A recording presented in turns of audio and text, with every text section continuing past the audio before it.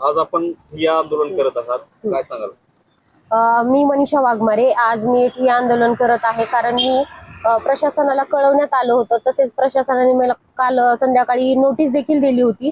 मी धाराशिव जिल्ह्यातून मुंबईमध्ये विधानसभेवर मी चलत आंदोलनाचा इशारा दिला होता आणि आज मी सकाळी 6 वाजता चालत जाणार होते आंदोलनासाठी.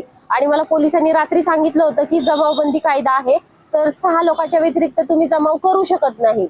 परंतु पोलिसांनी मला हे असं सर्व सांगितलेलं असताना देखील सकाळी मी जेव्हा 6 वाजता घरातून निघणार होते, पोलीस 5:30 वाजल्यापासून माझं लोकेशन काढून माझ्या घरी 2 गाड्या पोलीस भरून माझ्या दारात गेटमध्ये उभे होते पोलीस.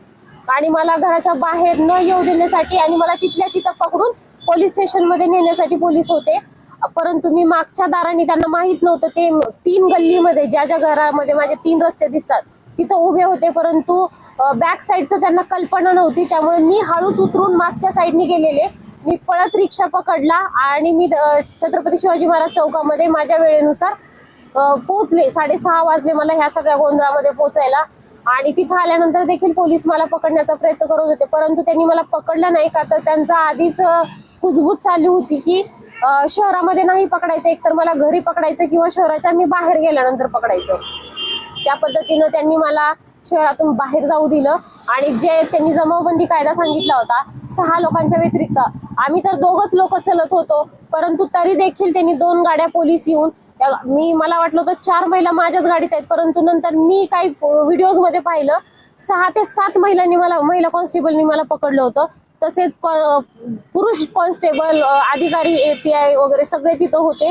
आणि मला माझा मोबाईल घेतला, सगळ्यांचे मोबाईल व्हिडिओ काढू दिले नाही, सगळ्यांचे मोबाईल हिसकावून घेतले. आणि माझा मोबाईल हिसकावून घेऊन मी त्यांना गाडीमध्ये खूप वेळेस विनंती केली की तुम्ही मला माझा फोन द्या, मला फोन द्या, कारण तुम्ही ज्या पद्धतीनं दहशत करून मला तुम्ही पकडलेला आहे, मला भीती वाटते. कारण भीती वाटायचं कारणच असं होतं की एक महिला कॉन्स्टेबल मला तिथे बोललेली की तू पोलीस स्टेशनला चला, दाखवते तुझं कसं असेल. मग ह्या मी त्यांना म्हटलं तुम्हाला तुम्ही फक्त, मी येते, फक्त मला माझा फोन द्या. परंतु त्यांनी मला फोन दिला नाही, मला पोलीस स्टेशनला नेलं. आणि पोलीस स्टेशनला गेल्यानंतर त्यांनी मला काही केलं नाही. पोलिसांचं एक कुजबूज अशी होती की मॅडमना आम्हाला पकडायचं नव्हतं, परंतु वरून आम्हाला आदेश होते आणि वर्षांच्या प्रेशरने त्यांनी मला पकडलं. तर मला हे म्हणायचं की हे कुणाचं प्रेशर होतं की तुम्ही पोलिसांवर सुद्धा जबरदस्ती करून त्यांच्या मनाविरुद्ध काम करून मला पकडण्याचे आदेश दिले पोलिसांना तुम्ही. आणि ह्या सगळ्या ह्याच्यामध्ये मी त्यांना म्हटलं की मला कोणत्या कायद्याखाली तुम्ही मला अटक केले हे मला फक्त सांगण्यात यावं. तुम्ही उद्या चालून रस्त्यावर जर कोणी चलत असेल आणि कुणालाही कोणी उचलून जर नेलं तर ही दडपशाही चालणार नाही. आपण भारतात राहतो, लोकशाहीमध्ये राहतो. तर ह्या ज्या पद्धतीने त्यांची वागणूक आहे अतिशय प्रचंड चुकीची होती की कुठल्याही कायद्याचं उल्लंघन न करता मनमानी कारभार तुम्ही वाटेल त्या पद्धतीने तुम्ही घेऊन गेलात.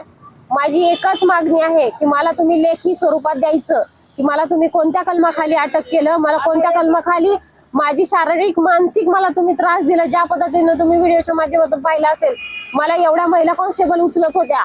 मी त्यांना सांगितलं होतं मध्यंतरी मला भाजलेलं आहे, एका साईडला मला जखम आहे. मी त्यांना सांगितलेलं की मी 1-1.5 महिना हॉस्पिटलमध्ये होते, मला तुम्ही नोटीस द्या, काही द्या, मी गाडीत स्वतः बसते आणि येते. परंतु तसं न करता त्यांनी मला जबरदस्तीने पोलीस गाडीमध्ये, व्हॅनमध्ये बसून आणलं. आणि मी त्यांना लेखी जेव्हा मागितलं आणि ते मला त्यांनी लेखी मागितलं होतं, परंतु मी कुठल्याही प्रकारचं लेखी दिलं नाही, कारण मी कुठलाही गुन्हा केला नाही.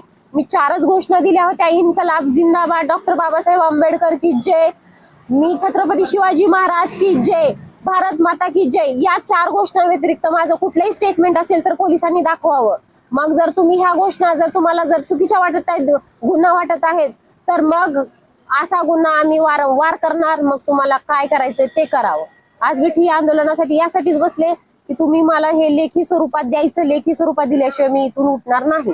आपण धाराशिवहून मुंबईला म्हणजे नेमकं कसं चाललं होतं? मी धाराशिववरून मुंबईला ज्या प्रकारे नीटच्या विद्यार्थ्यांचं तुम्ही पाहिलं असेल, नीटच्या विद्यार्थ्यांचा पेपर फुटल्यानंतर धर्मेंद्र प्रधान यांचा राजीनामा यांनी दिलेला नाहीये ह्या सरकारने. ज्या प्रकारे जंतर मंतरवर तुम्ही पाहिलं, महिलांना, मुलींना कशा प्रकारे लाठीचार्ज केला, विद्यार्थ्यांवर कशा प्रकारे लाठीचार्ज केला. विद्यार्थी काय हे देशद्रोही आहेत का, दहशतवादी आहेत का? तुम्ही विद्यार्थ्यांचा आवाज दडपण्याचा प्रयत्न केलाय केंद्र सरकारने. त्या संदर्भात मी विधान भवनवर मोर्चा नेला होता. तर त्यासाठी मी चालत चालले होते, का तर जी दडपशाही आहे, विद्यार्थ्यांवर लाठीचार्ज केलाय त्याच्या निषेधार्थ आणि धर्मेंद्र प्रधान यांचा राजीनामा घ्यावा या दोन माझे महत्वाचे दोनच होते की विद्यार्थ्यांवर लाठीचार्ज केलेला चुकीचा लाठीचार्ज होता आणि धर्मेंद्र प्रधान यांचा राजीनामा, यासाठी मी पायी मोर्चा काढलेला होता आज.